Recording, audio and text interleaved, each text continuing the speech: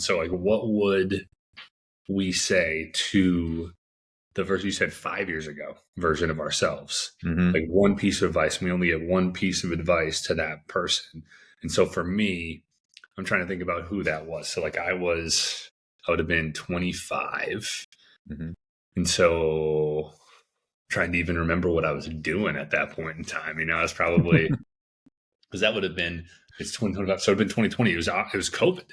So Oh yeah. Okay. COVID just hit Yep. 5 years ago. And so it's like that actually makes it a little bit easier to put myself in the shoes of Yeah. myself at that period of time, because that was a very interesting time. So I was living in an apartment complex with a buddy of mine.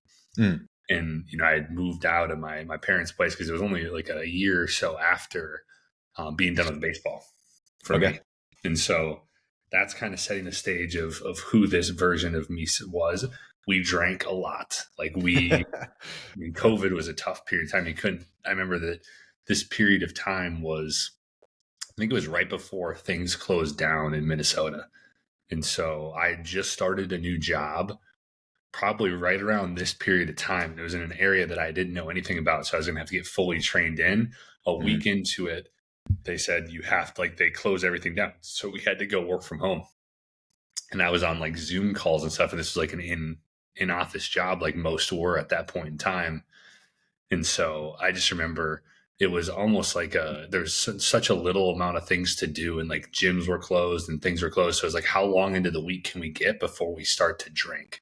And it would be, we got to Wednesday this week, and then we got to Tuesday this week, and then it was just like we didn't get anywhere this week. We just and we were watching Love Island at that point in time. Oh, we were yeah. watching Yep. all of the overseas, like Love Island Australia, Love Island UK, and like all this stuff. Yeah. But that sets the stage for who I'm giving advice to. Yeah. So for me, I'm like, that's good, because I wasn't even thinking about that. I was like, 5 years ago. Oh, damn, COVID. Yeah. So we had to close one of our gyms down temporarily. And so we took everything online, like Zoom classes. We were doing Zoom classes online. So there was multiple times throughout the day. We would distribute them between different coaches, and we would coach classes online. Some of the times I remember some of the classes, if you had like the shitty time, like the 9 a.m., there was like maybe 3 people on the live, and it was weird. It was like you were still coaching them, but like you had to assume that people had at least some equipment at their house. And then, so you had to take inventory real quick of like, okay, who's got what? Like, okay, you can't do this. And then plus you got to accommodate for people's injuries. And so it was tough. It was super challenging. Like when you're there at the gym in person and you're like, okay, I got access to whatever I need equipment wise. I can physically see this person move. Like if they have issues, I can quickly correct them. This was just like, where are you at right now? Oh, you're in your living room. Okay. And then she's in her garage, and then he's in a spare bedroom, and then you got a set of dumbbells. You don't. Like, oh man. Yeah, it was chaos. So then we were just like, all right, show up to this class if you have dumbbells, like if you have a set of dumbbells, and then we would just make the workout accordingly and like run a class. Sometimes I think the busiest some of those online classes would be like 25, 30 people on there, but like, which is still a lot, so you're basically just running class, hoping that everybody's with you. Cause it's on Zoom, it's a whole bunch of like little tiles, like, you know what I mean? So you're just like, I hope these people are staying up with me, and like you have to put everybody on mute. So it's not like everybody's talking over each other, and like, it was chaos, dude. I was like, this is kind of wild. But then I got used to it, and then we found a groove. So that's kind of like where I was at. I was transitioning from managing and coaching in person at a gym, and it going completely just gyms getting shut down, and be like, I mean, really everything really, but like super crazy strict rules with the gym stuff. And then they like kind of let us open it, but then you had to like, I remember drawing chalk lines like 6 feet separated. Like people had to have their own stations and like wipe down all their equipment after they used it. And like they had to keep it there. You had to like single file into the gym. It was weird. But anyways, we did most of the stuff online. So that's kind of like where I was at. So I was transitioning to not being able to coach in person anymore. It was like, it was on these Zoom calls, running classes that had a huge learning curve. It was weird. That is It's crazy just how much stuff's even just changed over the last 5 years. Mhm. And what would you say is like, are we, the advice we're giving, is this like any blanket advice, or is this like directly health and fitness related advice? I Or was should thinking we it. do like like any advice and then also like a direct health and fitness advice one? Oh yeah, we could do that. That's cool. I was more so thinking the way I was trying to, narrow it down to a single thing would be like, during that time, what's the biggest thing that you were worried or like stressed about that you can look back in hindsight and be like, yeah, dude, don't worry about this. Like, keep your focus here, or like, that would be my advice to me from 5 years ago. That's kind of the perspective I was thinking. But I kind of like the one of just like general advice, and then health and fitness advice too. You can maybe so it's split in two. Let's do that. What's your like the advice that you were thinking off the top? Um, just to trust your transition online, to do your own thing. That was when I left like the a gym or being part of somebody else, and to start my own business. That's right when I started my own business. So yeah, my advice would just be simple, to be like, trust your gut, trust your instincts. I know it feels scary, uncomfortable, exciting all at the same time, but yeah, trust your gut, man. Trust you, trust and believe in you, and that you'll figure it out. And that would be like I guess my overall arching broad advice. Yeah. And then health and fitness, it would be a little bit different. But what about you, man? What advice would you give yourself in that scenario? Mine's kind of similar. I was thinking like what my mind went to right away is like, don't stress. Yeah. I think it's, yeah, I kind of look back at, and even like this would be my advice right now to myself. Yeah. I know, right? Like, it's like, just don't stress. Like, everything's going to work out exactly how it's supposed to. Yeah. And I think it's so easy to get wrapped up in things and get wrapped up in small things that really Mhm. don't matter in the Yep. grand scheme of things. And I've had my whole life really have had that kind of thing go. So I think I've gotten better with it, but it's just something that, I look back at that version of myself. It's like, oh, like, don't worry. Like, things are always, they're going to work out. Just keep moving forward. Yeah.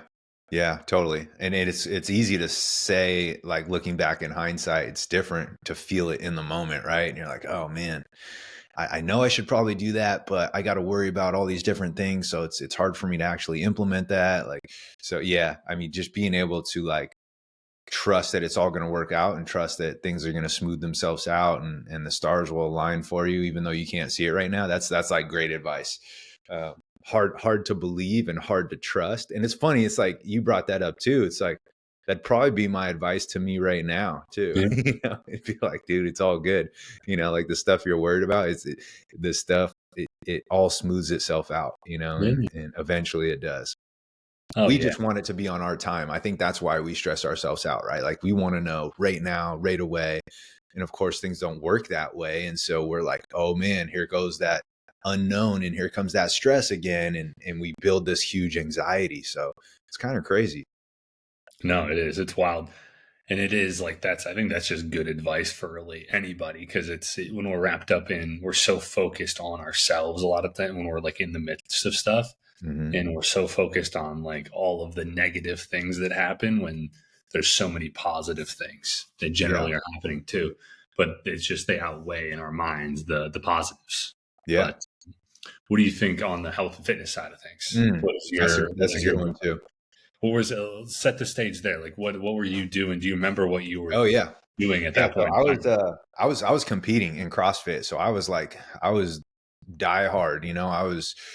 I think at the time we were doing the open, I was top 10 in the state in Oregon. Like, so I was doing all the competitions, man. Like, I was gung ho for it. Like, that was my life. I was coaching, yes, but like my sole focus and attention was on training multiple times a day. And we were doing the team too. We had a really good team. So our team we were training to go to regionals and compete, and then eventually qualify and go to the games. And then all this stuff happened. Right. And so we do local competitions, and we would crush. And so we're like, okay, so we're fine tuning and like tweaking and putting pieces together, and like seeing where our strengths and our weaknesses are at, and individually, so that we can come together as a team, and like, and really like, pick up the slack where we needed to, and really give it our best. And so I remember doing some competitions, and like, dude, I was beating the hell out of my body. So especially in that sport, it's like, it's brutal, right? Like, you got to be able to go to a pain cave and like stay there. You also have to be able to hit certain benchmarks. So you got to be able to lift certain weights. You got to be able to endure a certain amount of pain. And at that point, when everybody's fit, it's just like who's going to stick it out longer, like who's gonna suffer more. And that's basically what it was about, you know. And like that's, I look back now the way I used to train, and I used to just, you know, you'd finish a workout and you'd be in a pool of sweat, and like uh it was different, man. Like I don't train like that anymore at all. So like my advice to that person would be like, do this, enjoy it, like while you're doing it, but also understand that you're going to transition here and it's going to be for the better. You're not going to feel broken anymore. You're going to feel amazing. You're going to have higher levels of energy. You don't need to train twice a day. Um, you need to eat more food. That's what I would tell myself is like, dude, you're under eating based on the amount of work that you're doing. And here in the near future, you're going to train more so like of what you teach and coach your clients, and you're going to live that kind of lifestyle, more of like a health, longevity. You still want to look good, feel good, but your training is going to transition, and trust the process. Like you don't have to blitz yourself on every single workout. Now you can actually focus on getting stronger, being more mobile, being consistent with what you're fueling your body with, and not just kind of get away with eating garbage because you just need the calories to keep up with the volume of training. Like, you know, start paying attention more. Are you hitting, or do you have a protein target? Like things like that. And just embrace all of it, that the transition is going to be good for you. And don't be afraid that you don't have to blitz yourself in every workout. You're going to just trust the process and the transition that you're going to make, and you're going to thank yourself for it. So that would be my advice, is like, just trust it. Because Yeah. it was a hard transition for me at first when I was like, oh, all these, everything's shutting down competition wise. Like, plus you start getting older and older, and then like people in their early 20s are coming in and crushing, dude. Like they're lifting heavier younger now. So it's just like, dude. So you know, it was time for me to transition. And like, then again, I wasn't having fun doing it anymore either. So yeah, that would be my advice. Is like, dude, trust this transition right now. Be thankful for what you were able to do, and have fun while you did it. But this transition coming up right now is cool, and it's going to help you with your business too. And it's awesome because you're going to be able to speak the language to those people. Yeah. Yeah. I love that, dude. Well, honestly, I wasn't trying, I wasn't competing in any sort of like weightlifting stuff, but I was definitely trashing my body. Just I thought I had to do so much. I was in that cycle of, you know, really going crazy with drinking, but also like trying to keep my body. So I was doing like 2 a days and Mhm. working my butt off and doing just crazy workouts. And I was also just, I remember when they closed down the gyms, like, how am I going to keep up with, you know, it's like, how am I going to keep up with this? Yeah. So I bought stuff online, you know, and it helped me out, made me realize that, you know, you can get a great workout in from home. And obviously it's not like the gyms were like closed for, they were at certain points closed for extended periods of time, but eventually we're able to go back and get a great workout in, and, you know, it was easier. But I think the big advice I would give myself would be, like, in certain instances, less is more, right? So Mhm. like I remember not too long down the road, it wasn't little ways. Like I went to 3 days a week full body from working out just about every day and just going crazy. And it was crazy. The results I saw were a lot better. I felt better. I was recovering. I was sleeping, but, you know, like it just like, it did a lot of different things.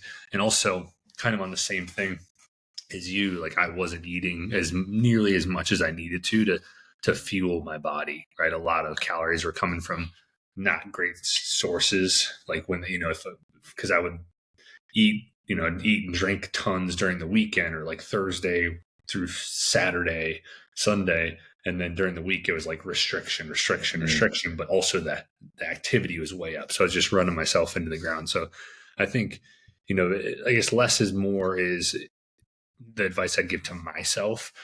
In that scenario, it's not necessarily always going to be the best advice for somebody who isn't doing much, but I think there's a lot of people who are in our same shoes where they're just working crazy amounts, that it's like, hey, if you just dial this back to 3 days a week or 4 days a week, or, you know, 5 days a week, even, like you're gonna get more out of your lift. And guess what? You're also gonna have a lot more time to do other things that maybe you Yeah. enjoy as well. Right. Because I think that's some people just spend so much time in the gym or running or whatever. They're doing 2-3 hours a day. And it's like, guess, like, imagine just how much more time you have if maybe that was like an hour, 5 days a week, or an hour in like 3 days a week. And Mm-hmm. then there's 5 to 10 hours back in your pocket that you can go do other things and enjoy life a little bit more.